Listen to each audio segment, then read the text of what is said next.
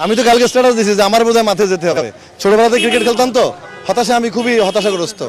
হতেই পারে খারাপ খেলা, কিন্তু এতটা ভারতবি বাংলাদেশের ক্রিকেট হবে এবং হাতুরা সিং এর জানি কি প্রবলেম, যারা ইয়াং প্লেয়ার এদের মধ্যে কনফিডেন্সের অভাব, এটা ক্যাচ ধরতে পারতেছে না, একটা স্লিপ ইজি ক্যাচ, তারপর মাঠে নামলেই জানি কেমন হতাশা, মানে যাবে আর আসবে, মানে তারা উড়ে আছে কোনো, যাতে মানে একটা টেম্পারমেন্ট, একটা মেজাজ এটাই নাই তাদের।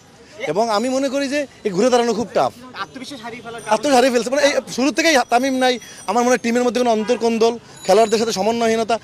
ক্রিকেট খেলছে, ক্রিকেট হচ্ছে 11 জনের টিম গেম।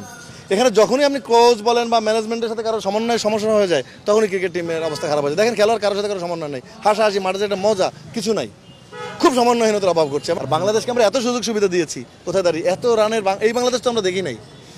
হারতে পারে ম্যাচ, সেটা শর্ট ব্যবধানে ভালো খেলে। সামনের ম্যাচগুলোতে আমার মনে হয় আত্মবিশ্বাসে আরও ঘাটতি হবে। দেখেন কারো বডি ল্যাঙ্গুয়েজ, আমি ক্রিকেটার তো আমি বডি ল্যাঙ্গুয়েজে কারোর মধ্যে আত্মবিশ্বাস দেখি না, সাহসী দেখি না। ক্রিকেট হচ্ছে ক্যারাজিয়াস খেলা, সাহসী খেলা, একজন ম্যাচ টেনে নিয়ে যায়, দাঁড়াতেই দেখতে পারতেছি না কাউকে।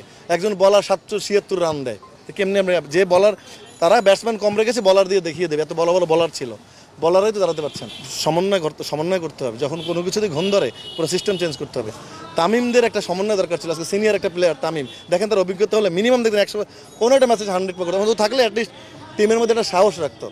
নিউজিল্যান্ডের প্লেয়ারটা ইনজুরি, কি যেন নাম অধিনায়ক, হ্যাঁ ওরা কিন্তু নিয়ে আসছে, ওরা ইনজুরি সত্ত্বেও নিয়ে আসে, শুধু টিমের মধ্যে একটা আত্মবিশ্বাসের জন্য। তো এগুলো দরকার আছে, আমরা যখন সিনিয়র অভিনেতার সাথে অভিনয় করি আত্মবিশ্বাস বেড়ে যায়, আর সিনিয়ররা আছে ভালো লাগে ছবিটা, এই চাই আত্মবিশ্বাস। ক্রিকেট হচ্ছে আত্মবিশ্বাস গেলে ছেলেগুলো তো দাঁড়াতে খেলতেই পারে না। জাগার আগে বললো যে তহিদ রিজা আর নাজমুল শান্ত কাপ নিয়ে আসবে, দেখেন দাঁড়াতেই পারে না, বিকজ অফ এক্সপিরিয়েন্স হয় না, খেলে খেলে যে ক্রিকেট হচ্ছে রিস্ট জোর বাড়তে আস্তে আস্তে, অভিজ্ঞতা আছে, সেই অভিজ্ঞতাটা সঞ্চার করতে পারেনি।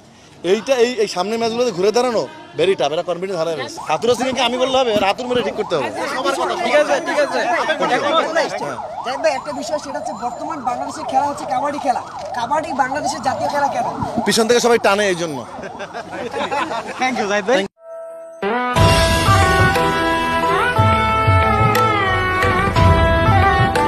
বুদ্ধিমান ছেলে।